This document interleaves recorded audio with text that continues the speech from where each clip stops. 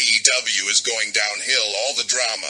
Kenny thinking of signing with WWE. Cody Rhodes telling everyone how wonderful WWE is. AEW is dying. What you gonna do when MJF walks out on you? Keep believing that if you want...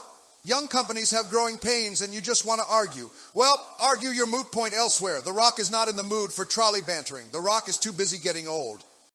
Brother, it is just my opinion all of AEW's power players are leaving. So far, only Cody has left and the rest is speculation. At least AEW giving the millions and millions of The Rock's fans better matches than the WWE. The problem is AEW has problems with their own brother. Some deep-seated ones with their booking as well. I'm also now getting equally sick of Tony's shit. That silly billionaire wrestling fan wanted to live his fantasy of being wrestling bookie. What's he going to do when his daddy cuts him off and Hulkamania runs wild on him? And why did he decide to do it? It doesn't matter what you think. Just give Tony Khan his due, and why don't you take the Mark hat off, dude? You turn that son of a bitch sideways and you stick it up your candy ass. You don't have to be negative about them. I am the mark for telling the truth. Brother, I don't think you know what that word means, buddy. As soon as Cody left, this company went to shit. Glad he's gone. Brother, Tony hijacked Cody's momentum and the ship is sinking. Hopefully this will accelerate MJF working with Heyman now. Fuck you. Don't even get The Rock started on WWE. It's just missing the charismatic personalities from wrestlers it had. Back in The Rock's day, every wrestler had their own type of personality and gimmick. The new wrestlers now The Rock doesn't know, their gimmicks seem to mimic each other's, as if all of them try too hard to be cool. Brother, the biggest difference between Khan and McMahon is that McMahon had a take-no-prisoners attitude. He commanded respect while Khan tries being everybody's friend. Khan needs to grow some balls and let everybody know who's boss. He writes the checks, he books the shows, and he fires the talent. Yeah, no cap. He needs to find a balance between those two. There's nothing wrong with being friendly, but you also need to let everyone know you're in charge, and they must respect you. Brother, even I will admit I miss the actual competitive spirit. Back then, when WCW and WWF tried to top each other with an even crazier roster and more cool stunts and actual events that make you go crazy as a fan, the roaring of the crowds back then was so untamed and loud.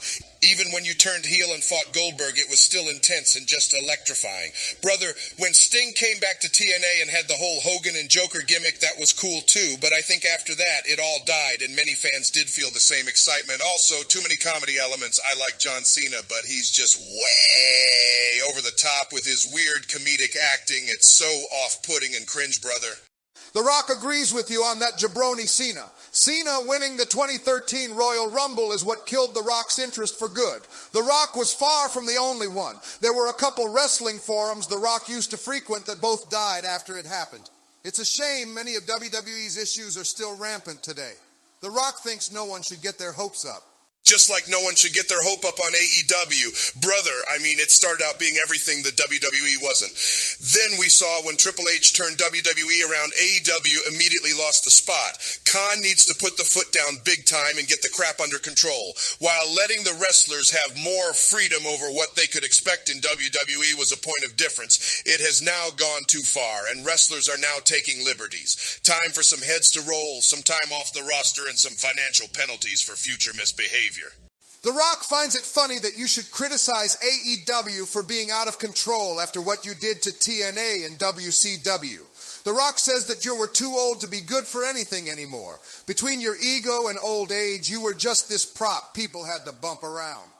That said, Joker Sting is really underrated, and it's a shame that a lot of people dismiss the whole thing as TNA just trying to run after a popular trend when Joker Sting actually did make total organic sense as a persona.